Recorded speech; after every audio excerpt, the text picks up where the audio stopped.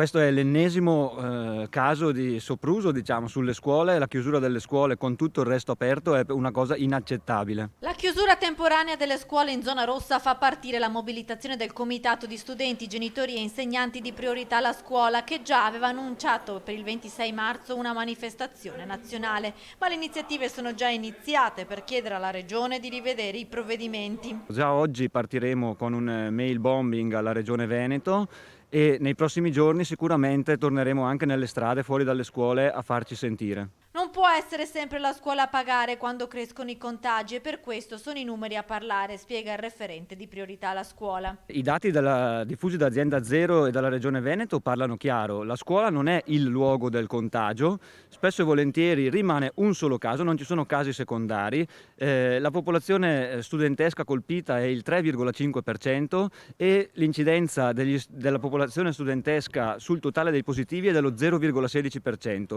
Anche l'assessore Donazzan in un'intervista del 4 marzo ha dichiarato che le scuole devono essere le ultime a chiudere, che le scuole sono sicure e che il contagio avviene al di fuori degli istituti. Allora perché oggi chiudiamo le scuole? Bisogna poi tutelare gli studenti con disabilità o problematiche speciali. A loro la scuola in presenza deve essere garantita, considerando anche la necessità di una frequenza quanto più ordinaria insieme ai compagni. Noi supporteremo le famiglie che faranno richiesta e sentiremo i dirigenti scolastici, proveremo a far pressioni sui dirigenti scolastici affinché prendano coraggio e accolgano dentro le scuole anche studenti e studentesse non certificati, diciamo così, proprio per garantire invece a ragazzi e ragazze con bisogni educativi speciali e disabilità una reale inclusione.